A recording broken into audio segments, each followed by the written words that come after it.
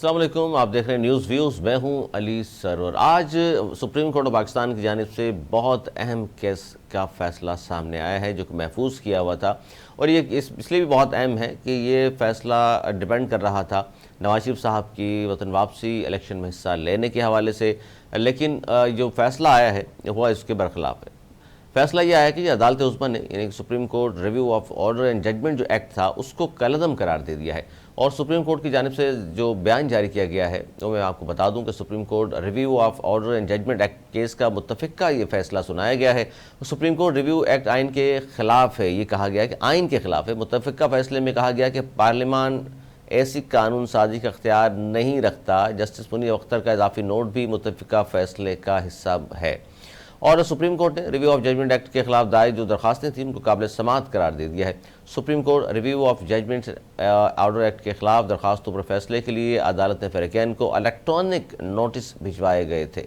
19 जून को chief justice of Pakistan उमरता Bandial, justice Munir Akhtar और justice Ejazul Ehsan पर मुश्तमिल जो बेंच था उसने केस की 6 समाअतें करने के बाद ये फैसला महफूज किया था जो कि आज सुना दिया गया है। अच्छा, इस केस के फैसला सुनाए जाने के बाद बहुत सारे लोग बहुत सारी बात कर रहे हैं। ख़ासतौर पर अगर हम देखें इस केस के फैसले को तो अब ये लगता ये है कि मियाँ साहब जो हैं एक नवाज शरीफ साहब वो माइनस ही रहेंगे, यानी कि इंतखाबात में हिस्सा नहीं ले सकेंगे। लेकिन ये भी साथ साथ देखिए कि फिर इमरान खान भी हिस्सा नहीं ले सकेंगे। और तोशाखाना केस का फैसला सेशन कोर्ट ने सुनाया इमरान खान के जो खिलाफ है, और अब ये सुप्रीम कोर्ट ने फैसला सुना दिया जो कि मियाँ साहब के खिलाफ है। तो कहीं ये कहीं ना कहीं इस पर भी लोग जोड़ रहे हैं इसको कि जनाब ये बैलेंस किया गया है या कुछ क्या सूरत हाल है। इस पर हम बात करेंगे। हमारे साथ मुल्क के मारूफ कानूनदान बैरिस्टर अली ताहिर साहब मौजूद हैं, उनसे हम पूछेंगे। बहुत शुक्रिया बैरिस्टर साहब, ये फैसला जो आया अदालत उस्मा की जानिब से Supreme Court review of order and judgement act का लज़म जो करार दिया है, पहले तो ये बताइए सर आप क्या कहेंगे इस पर, आइन और कानून के मुताबिक आपकी क्या राय है? बिस्मिल्लाहिर्रहमानिर्रहीम। देखिए, ये 87 पेजेस पे जो है एक डिटेल्ड जजमेंट जो है वो ऑनरेबल सुप्रीम कोर्ट की तरफ से आया है, और मैं ये समझता हूँ कि जो मैं एक्सपेक्ट कर रहा था बिल्कुल उसी तरह से फैसला आया है। क्योंकि जाहिर है बिल्कुल डिटेल रीजंस में तो हम पॉजिटिव ऑफ टाइम की वजह से नहीं जा सकेंगे, मगर इतनी बात बिल्कुल मैं आपको बताता चलूं कि ये जिस पर इसको कानून को बनाया गया था तो बनाने की वजह ये थी कि प्रैक्टिस एंड प्रोसीजर बिल के ऊपर स्टे चल रहा था, और उस वक्त आपको याद होगा कि एक ऑर्डर सुप्रीम कोर्ट ने किया हुआ था कि 14 मई को इलेक्शंस कराए जाएं।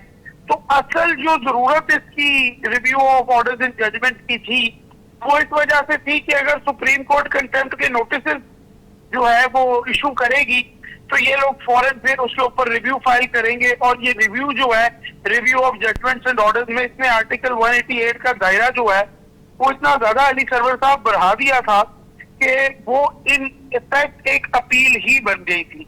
अब एक बड़ी जो मजेदार चीज इसके बारे में नोट करने वाली है वो हमें पता है कि अली सरवर साहब सेपरेशन ऑफ पावर्स के मुताबिक जो पार्लियामान है उसने कानून बनाना है, जो हुकूमत है उसने उस पर अमल कराना है, और उसकी इंटरप्रिटेशन जो है वो जुडिशरी ने करानी है। लेकिन आर्टिकल 188 वो वाहिद प्रोविजन है कॉन्स्टिट्यूशन का जहां पर सुप्रीम कोर्ट के पास भी अपने आप को रेगुलेट करने की पावर मौजूद है, यानी उनके पास लेजिस्लेशन की पावर मौजूद है। लेकिन इसमें एक बात है बैरिस्टर साहब, इसमें एक नुक्ता मैं चाहूंगा बयान करूं, क्योंकि पार्लियामेंट का काम है कानून साजी करना। अब वो कानून साजी करें और सुप्रीम कोर्ट उसको उड़ा कर रख दे तो ये भी तो जाहिर है एक बहुत सारे लोग कह रहे हैं कि जी फायदा क्या फिर पार्लियामेंट में आने का, और हम कानून साजी करें और फिर सुप्रीम कोर्ट जनाब उसको उड़ा कर रख दे। जी देखिए, अगर तो कानून आइन के मुताबिक बनाएंगे तो फिर तो सुप्रीम कोर्ट के पास कोई राइट नहीं है, लेकिन अगर एक ऐसा कानून बनाना जाएगा जो आइन से मुतसादिम है तो फिर वो सुप्रीम कोर्ट क्या, वो तो हाई कोर्ट भी उठा के उसको बाहर फेंक सकती है। मैं और आप जैसा शहरी हाई कोर्ट में जा सकता है और हाई कोर्ट भी उसको इसमें दो राय तो, लेकिन इसमें बैरिस्टर दो राय तो हो सकती है ना। पार्लियामेंट समझ रही है कि आइन से मुतसादिम नहीं है, वहां भी बड़े मारूफ कानूनदान बैठे हुए हैं, और जबकि सुप्रीम कोर्ट में जाहिर मौजूद जज साहिबान मौजूद हैं, तो फिर ये क्लैश तो होगा। जी, तो फिर अगर ऐसा क्लैश अली सरवर साहब होता है तो आइन के मुताबिक ही जो इंटरप्रिटेशन की पावर है वो सुप्रीम कोर्ट की है, बिल्कुल, और इस इंटरप्रिटेशन के अंदर जो है वो सुप्रीम कोर्ट जीतेगी। हाँ, लेकिन इसके अलावा इसको साइड स्टेप करने का एक तरीका मौजूद है, और वो तरीका मौजूद है कि अगर किसी जगह पर सुप्रीम कोर्ट ये कहती है कि ये जो कानून बनाया गया है ये आइन से मुतसादिम है, लेकिन पार्लियामान ये समझती है कि नहीं, ये तो बहुत जरूरी है, तो फिर पार्लियामान उसके अंदर एक आईनी तरमीम करती है, और आईनी तरमीम होती है अली सरवर साहब 2/3 मेजोरिटी के साथ। तो ऐसा नहीं है कि पार्लियामेंट्री सुपरमेसी जो है वो कहीं पे खत्म हो जाती है, लेकिन उस पार्लियामेंट्री सुपरमेसी को किसी हद तक हमने इंश्योर भी कराना होता है।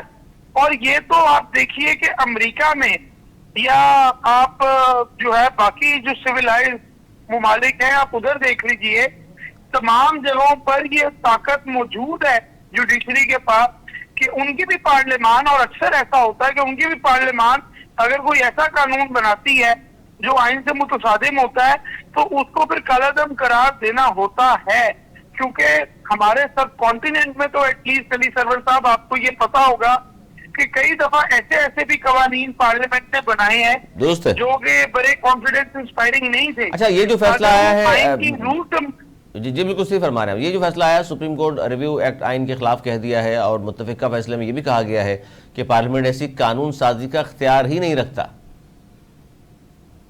जी, मैं बिल्कुल इससे एग्री करता हूँ 100%। देखिए, रिव्यू की पावर को रेगुलेट करने का मतलब ये नहीं है अली सरवर साहब के रिव्यू को जो है वो अपील में कन्वर्ट कर दिया जाए। अपील के लिए आर्टिकल 185 ऑफ द कॉन्स्टिट्यूशन मौजूद है, आइन के अंदर दर्ज है कि कौन कौन सी जगहों पर अपील को सुना जाएगा। अब ये तो हो सकता है कि आप अपील का कोई फर्दर राइट कोई एक्सपेक्ट करें, लेकिन वो कंट्रोल फिर भी आर्टिकल 185 से ही होगा। इसी तरह रिव्यू को रेगुलेट तो किया जा सकता है, लेकिन अगर आप रिव्यू के ग्राउंड्स को बढ़ाकर उसको अपील बनाना चाहते हैं तो ये तो फिर आर्टिकल 188 से अल्ट्रा वाइज होगा, क्योंकि अपील और रिव्यू दो अलग अलग सूरतों में आइन के अंदर दिया गया मौजूद। अच्छा, इसमें जो इजाफी नोट है जस्टिस मुनीब अख्तर का, उस पर क्या कहेंगे? मुत्तफिका फैसले का जो हिस्सा बनाया गया है।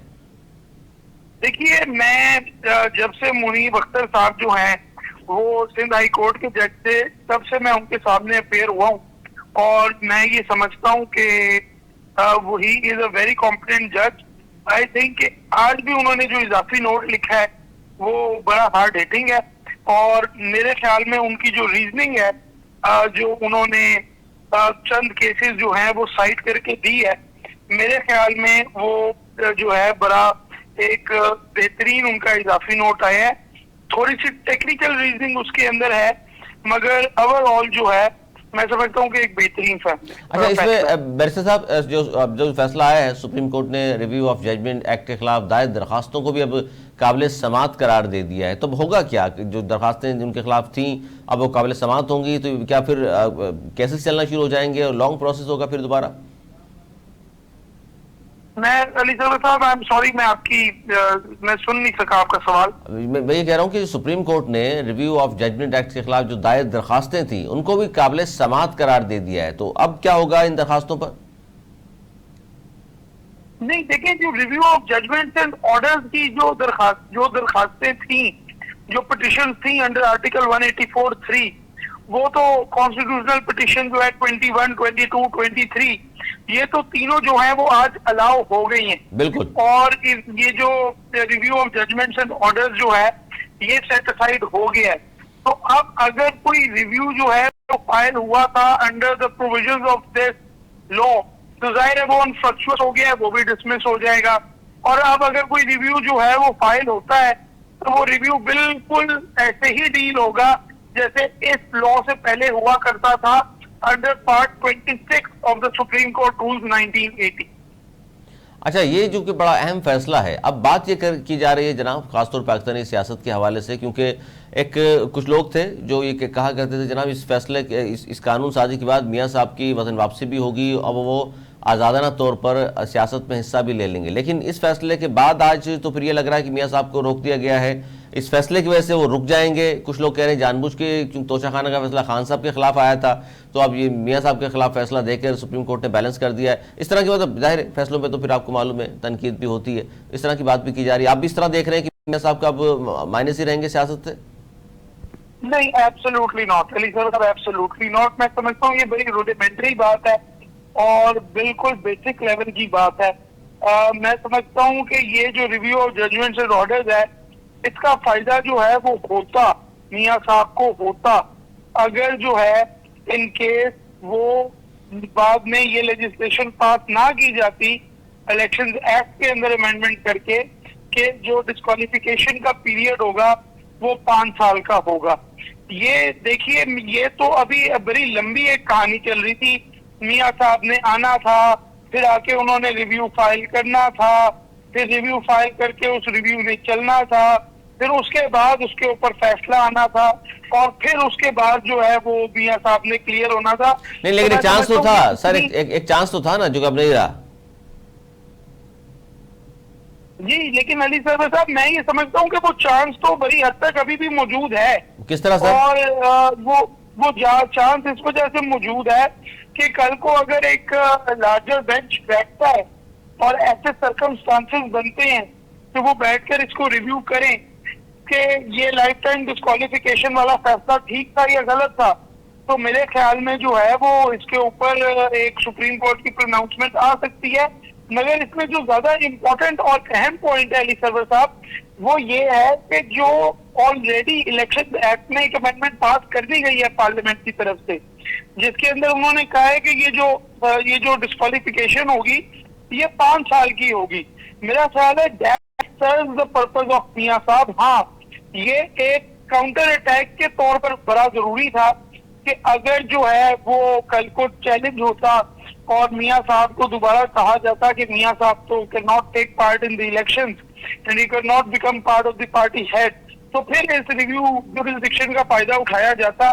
लेकिन फॉर द टाइम बीइंग तो मैं समझता हूँ कि मियां साहब ऑलरेडी क्लियर हो चुके हैं, अभी उनको इसकी जरूरत नहीं थी। और ये जो कह रहे हैं कि मियां साहब को इसका फायदा या नुकसान होगा, ये एक बहुत ही मूट पॉइंट है और इसने बहुत आगे जाके आना था। तो अभी फौरी तौर पे मुझे नहीं लगता कि इसकी कोई बेरिंग है ऑन वेदर मियां साहब कैन टेक पार्ट और not take part in politics in Pakistan. नहीं तो आप जिस तरह कह रहे हैं बैरिस्टर साहब, तो फिर मियां साहब के हवाले से या खान साहब के हवाले से इस फैसले को आज जो कलअदम करार दिया है, तो दोनों की सियासत पे कोई असर लगा आपको होगा? खासतौर पर सजाएं भी हो चुकी हैं दोनों को। जी देखिए, खान साहब को तो अभी सजा हुई भी है, लेकिन मैं ये समझता हूँ कि चूंकि वो एक एडिशनल सेशन जज की सजा है, तो जाहिर है वो अभी हाई कोर्ट में उसने जाना है, फिर उसने सुप्रीम कोर्ट में भी जाना है। मुझे फॉर द मोस्ट पार्ट ऐसा लगता है कि वो जजमेंट इतनी ज्यादा वीक है, उसके रीजन भी मैं आपके ही शो में आके बता चुका हूँ कि ये जो है जो सेंटेंस है वो सेटिस्फाइड हो जाएगा। तो खान साहब जब ये सेंटेंस सेटिस्फाइड होगा तो खान साहब की डिस्क्वालिफिकेशन तो उस जगह पर खत्म हो जाएगी।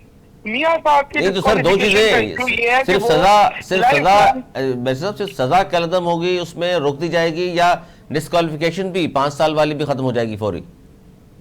जी बिल्कुल, क्योंकि जब ये देखा जाएगा कि जजमेंट बड़े वीक ग्राउंड्स पे है और उसके सेंटेंस को सस्पेंड किया जाएगा, तो फाइन भी सस्पेंड हो जाएगा, जेल टर्म भी सस्पेंड हो जाएगा और डिस्क्वालिफिकेशन भी सस्पेंड हो जाएगी। ये क्योंकि वो सजा जो है वो इनफील्ड नहीं रही।